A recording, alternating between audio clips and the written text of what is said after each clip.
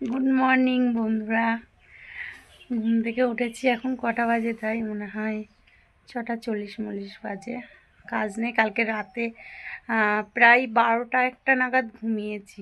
ঘুম থেকে উঠে আজকে আমি একটু খুশি আছি, কারণ আমার থলপদ্ম গাছের ফুলগুলো সকালবেলা কে যেন ফার্স্ট সকালে এসে কে যেন তুলে নিয়ে যায়। ঘুম থেকে উঠেই দেখি গাছটা পুরো ফাঁকা। গাছটা মানে কি বলবো, লাগিয়েছি, ফুল কোনো সময় দেখতে পাই না। তা আজকে উঠেছিলাম, উঠে দেখছি, মানে উঠে না বলতে আমি ঘর থেকেই দেখতে পাচ্ছি যে ফুলগুলো আছে। আমার এমনি ফুল খুব ভালোবাসি। বাড়িতে প্রায় 7-8 রকমের ফুল গাছ লাগানো আছে। আর আমি আমার শ্বশুর বাড়িতে থাকবো বলে, মানে আমার শ্বশুর শাশুড়ির কাছে, তা ওনারা তো মানে কি আর বলবো, ওনাদের কথা আর বলতে চাচ্ছি না। তা ওখানে থাকবো বলে ওখানে গাছ ছাদের পরে লাগিয়েতে এসেছি। কুন্দ ফুল গাছ, তারপরে বেল ফুল গাছ, জুঁই ফুল গাছ, তারপরে একটা থাপা, মানে থাবা বলতে কি সুন্দর অনেকগুলো পাপড়ির পদ্ম ফুল গাছ লাগিয়ে রেখে এসেছি, মানে থলপদ্ম গাছ। পাটিটার উপরে কিছু পেতে শুইনি, রাতে মশারিও টাঙিয়ে শুইনি। অনেক রাতে কাজ করেছি তো, অনেক রাত পর্যন্ত ঘরটা গুছিয়েছি সব কিছু। যে এই ব্লাউজগুলো আবার হুক খুলে যাচ্ছিলো, দিয়ে আবার সেলাই করলাম। না করলে পরে একবারে না রেখে গেলে পরে আর গা লাগবে না। আর সব কিছু গুছিয়ে দিয়েছি বাক্সর মধ্যে। আর শোকেসের মধ্যে তো জায়গাই নেই, ও শোকেসের কথা বাদ দাও। দুটো শোকেসে একটু জায়গা নেই যে চুড়িদারগুলো ঢুকাবো। আর বাক্সের মধ্যে যেগুলো ব্যবহার করি না, বলতে বাড়িতে ব্যবহার করি সব সময়, নাইটির থেকে বলো, মার বাড়িতেও 2-3টে নাইটি নিয়ে গেছি। ও সব তো নিয়ে যাওয়া সম্ভব না, আবার তো ফিরে আসতে হবে। দিয়ে ওই যেগুলো মানে বাড়িতে ব্যবহার করি সেগুলো আবার তুলে দিলাম বাক্সর মধ্যে। নয়তো ধুলোবালি পড়ে, মানে বাড়ি না থাকলে খুব ঝুল পড়ে। এই টিনের ঘরে এমনিও খুব ঝুল হয়, সেগুলো পড়লে পরে গা হাত পা চুলকায়। তাই বাদ বাকি যেগুলো দরকার সেগুলো দিয়ে একটা রেখে নিয়ে চলে যাচ্ছি। আর তোমাদের দাদাভাইয়ের যেগুলো দরকার সেগুলো ওর বাইরে রেখে দিলাম। সামনে তো আবার শীত পড়ে যাচ্ছে, সোয়েটার থেকে আরম্ভ করে ওর রেখে গেলাম, মতো এখানেই থাকে। আর আমারগুলো আমি নিয়ে যাচ্ছি, আর আমার যে বোনের মেয়েটা আমার কাছে থাকে ওরগুলো নিয়ে যাচ্ছি। আর আমার ছোটো মেয়েটা, যেটা আমার মেয়ে, সেটা তো আমার কাছে থাকে না। ও তো ঠাকুমা অন্তপ্রাণ, ঠাকুমা ভক্ত হনুমান, ও ঠাকুমার কাছে থাকে। ও আসেও না আমার কাছে একবারও। আর কালকে তাও আমি ওকে নিয়ে আসতে ছিলাম, আমার সঙ্গে আসলো না। মানে আমি ওর কেউ না। ও আমাকে ওই 2 বছর পর্যন্ত মনে হয় আমাকে ভালোবাসতো। তারপরেও ঠাকুমা মার কাছে নিয়ে গেল, আমার মার বাড়িতে নিয়ে গেল। আমি দিদির কাছে যাব, আমি দিদির কাছে যাব, 7 দিন কান্না করে। ঠাকুমার দাদু ছাড়া থাকতেই পারে না, তাই ওকে থুয়েছি। দেখুন ঠাকুমা ভক্ত হনুমান হয়ে গেছে, আর আমার কাছে আসে না। আমি যদি বলি চ আমার সঙ্গে কি থাকবি, বলবে না আমি তোমার সঙ্গে থাকতে পারবো না ওখানে, কারণ আমি আমার দাদা দিদিকে অনেক ভালোবাসি। আমাকে আবার মা বলে ডাকে না, মাম্মি মাম্মি করে, কার্টুন দেখে তো।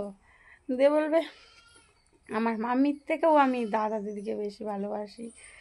যাজ্ঞা, ভালোবাসার লোক পেয়েছে ওরা। রক্তের জিনিস কোনোদিন খারাপ, মানে পর হয় না। ও কার্টুন দেখে মাম্মি মাম্মি করে, বলবে আমার মাম্মির থেকে আমি আমার দাদা দিদিকে বেশি ভালোবাসি, বেশি পছন্দ করি, তাই রেখে থাক। গেলে পরে শুধু কান্না করে। ওটি বাইরে ঘুম থেকে উঠে না রাতে লাইট জ্বালিয়েই শুই, কারণ ভয় লাগে, না হলে বাড়িতে একা থাকি তো। নাইট ডিউটিতে গেছে তোমাদের দাদা। আর এ দেখো বাইরেটার পরিস্থিতি দেখো, সকালবেলা উঠে দেখাচ্ছি। গায়ে একটু, আমার গায়ে একটু রোদের হালকা ছিটা লাগছে। এই দেখো কত সুন্দর মন্দির। কালী পূজা গেছে, এখনও বাস টাসগুলো খোলেনি, ঠিক আছে। মন্দিরটা কত সুন্দর লাগছে বলো তো। ওই দেখো সাদা সাদা থলপদ্ম গাছে ফুল ফুটেছে, বাড়িতে অনেকগুলোই। ওই দেখো একটা সাদা ফুল গাছ, এই একটা গোবিন্দ জবা গাছ, গোবিন্দ জবা গাছে ফুল ফুটেছিল মনে হয়, লোকে তুলে নিয়ে যাচ্ছে। ঘুম থেকে উঠতে দেরি করি তো।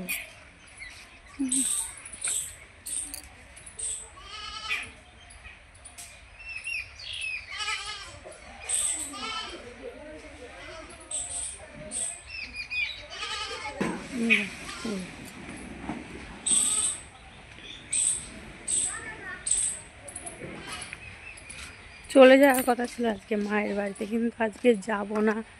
ও আমাকে বারবার করে বারণ করলো, বললো আজকে দিনটা থেকে কালকে যাও, আজকে সাতখানা মিস্ত্রি কাজে লাগবে।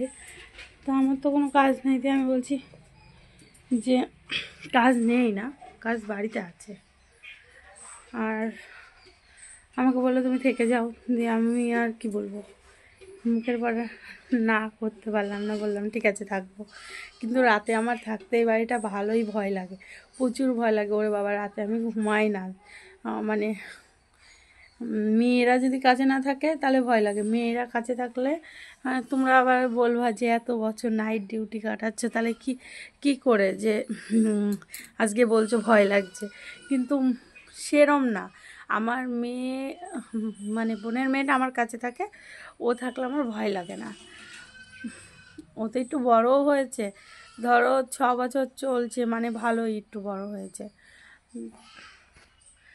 ওর এই জ্যৈষ্ঠী মাস আসলে পরে 6 পূর্ণ করে সাথে পা দেবে। ও আমার কাছে, ছোটো মেয়েটা আগে করে আমার কাছে থাকে না, ও এখন তো আরও থাকে না, মার বাড়ি থাকছে বলে। আর ও যদি মাঝরাতে যদি টেরও পায় তাও বলবে আমি আমার দিদির কাছে যাব, তুমি আমাকে কেন রেখেছো, হাজার প্রশ্ন। তা ওকে রাখি না, থাকলে আমার বোনের মেয়েটাই কাছে থাকে আমার, তা অতটা ভয় লাগে না ও থাকলে। আর আমি একা আছি না, আমার ভয় লাগছে। অনেকে জিজ্ঞেস করছে ওই প্লাস্টিকটা, যখন লাইভে বসতাম তখন বলতো যে আগের চ্যানেলে যখন লাইভে বসতাম তখন বলতো সবাই ওই প্লাস্টিকটা তখনও ছিল, বলতো ওই প্লাস্টিকটা কিসের, ওই প্লাস্টিকটাই না ওই যে ব্লুটুথ আছে, ব্লুটুথ বলতে বক্সগুলো ছোট, সেগুলো ওই মানে প্লাস্টিকের মধ্যে রেখে, মানে ওখানে তো কোনো রাখার জায়গা নেই, যে রাখার জায়গা নেই, প্লাস্টিকটার মধ্যে ঢুকিয়ে দিয়ে চার্জে দিতে হয়, তাই প্লাস্টিকটা ঝুলিয়ে রেখেছি। অনেকে আবার বলেছে আমাকে টিনের বাড়ি, আমি গরিব। গরিব তো তাই কী হয়েছে, গায়ে গরিব লেখা আছে। আর গরিব মানুষেরই মন ভালো হয়, বড় লোকরা শয়তান হয়, ঠিক আছে, তাদের মনে শুধু কুবুদ্ধি হয়। সব বড় লোক সমান না, কিন্তু তবুও আমি বলবো যে গরিব আছি বলে তাই সবার সঙ্গে কথা বলছি হেসে খেলে। আর যদি একটু টাকা পয়সা থাকতো, ওই যে অহংকার, ছেলের বউ আসলেও টিকিয়ে রাখতে পারতাম না। আমার অবশ্য ছেলে নেই, তবু একটা অহংকার যে আমার আছে, বাপ মা তুলে কুটা দিয়া, তারপরে ছেলের বউকে বনে বসে রেখে দিয়া, ওগুলো করতাম। ছেলের বউ ছিল দৌড়ে জাগা, আমি তো নিজে ভালো থাকবো, এইসব পরিকল্পনা করা। আর তাছাড়া কি আর বলবো, কাউকে সম্মান না দেওয়া, আলফাল কথা বলে দিলাম হয়ে গেল এইগুলো। আরে বাবা, গরিব আছি তাই বড় একটা আমার কাছে মন আছে, যাকে না আসলে পরে খেতে দিতে পারবো নিজে না খাইয়ে। আর হিসাব করে অন্তত রান্না করব না। কিছু এমন এমন দিন আছে যে মানে যাকে ইঙ্গিত করে বলছি সে হয়তো ভিডিওটা দেখলে বুঝতে পারবে, না থাক বলবো না, তখন আবার বলবো ওই তো আমার নিয়ে সমচলনা নাকি সমচলনা বলে আমার নিয়ে গবেষণা করে। আমার দরকার নেই বড়লোক হওয়ার। এই জায়গাটা বিক্রি করে দেবে বলে আমার শাশুড়ির নামেই তো বারবার খরিদ্দার দেখছে, আমি থাকাকালীনই খরিদ্দার আসছে যে এই বাড়িটা বিক্রি করে দেবে। জিনিসগুলো কোথায় যাবে সেই বুদ্ধিটা হচ্ছে না, বাড়িতেও তো উঠতে দিচ্ছে না শাশুড়ি। আর আমার শ্বশুরের জায়গায় ঘরটা তৈরি হবে তারপরেই তো, আর আমার শ্বশুরের জায়গায় যেখানে ঘর করছি সেখান থেকে আমার কি বলবো, আমার মহারানী বলতে আমার শাশুড়ির ঘর কতটা দূরত্ব জানো, তাও 5 মিনিটের রাস্তা, হাঁটতে হাঁটতে 5 মিনিটের রাস্তা, 3টে বাড়ি 3টে ডিফারেন্স। এই বাড়িটা হাঁটতে হাঁটতে আসলে পরে প্রায় 10-15 মিনিট লাগে এই বাড়িটা আসতে। 10 মিনিট তো লাগবেই এই বাড়িটা। এই বাড়ির থেকে আমি যেখানে বাড়ি করছি সেখানে যেতে গেলে ওখানেও 10 মিনিট মতোই লাগে, আর শাশুড়ির বাড়িতে যেতে গেলে 5 মিনিট মতো লাগে। এই জায়গাটা বিক্রি করে দেবে। ওকে আমি বললাম যে তাহলে জিনিসপত্রগুলো কী হবে, বললো যার জায়গা সে যা খুঁজে তাই করুক, জিনিসগুলো আমি পরে দেখছি তাই বললো। যাই হোক, আমার অত মাথা ঘামিয়ে লাভ নেই, বেশি ঘামাতে গেলে পরে আবার ঝামেলা বেঁধে যাবে, দরকার নেই। আর আমার কারোর কথা শুনতে এখন ভাল লাগে না, যেহেতু আমাকে কেউ টাকা পয়সা দিয়ে সাহায্য করে না, কেউ রাখে না। আমি নিজের খাই, আমি আমার বরের খাই, লোকের আমি কথা শুনতে পারবো না, গায়ে বাঁধবে আমার। আমি মানে কি বলবো, ওই জন্য কারোর সঙ্গে বেশি কথাও বলি না। ও আমাকে বললো যে ঘরগুলো খালি করতে হবে। বললাম ঘর খালি করতে হবে বলতে বললো খরিদ্দার আসছে। তো বললাম যা খুশি তাই করো গা, আমার দেখি লাভ নেই, জিনিসগুলো ভালো থাকলে তোমার নষ্ট হলেও তোমার তা নষ্ট হবে, আর ভালো থাকলেও তোমার তাই ভালো থাকবে, নাহলে আবার কিনতে হবে তোমাকে।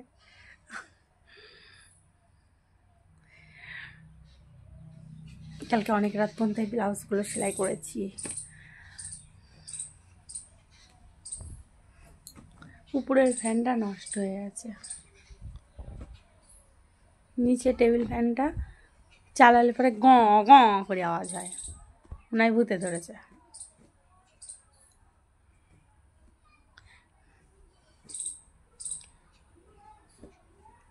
মা জানে যে আজকে বাড়ি যাব, ফোন করে বলতে হবে যে আজকে যাব না।